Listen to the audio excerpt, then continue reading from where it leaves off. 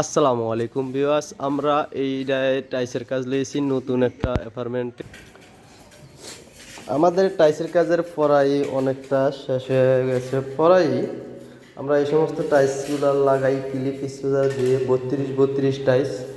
আমাদের টাইসের কাজের ফ্লোরের কাজ আর ওয়ালের কাজটা কমপ্লিট হয়েছে এবং স্কেটিংয়ের কাজ আছে। আমাদের এই রুমটা কমপ্লিট করাই এই রুমটা কমপ্লিট।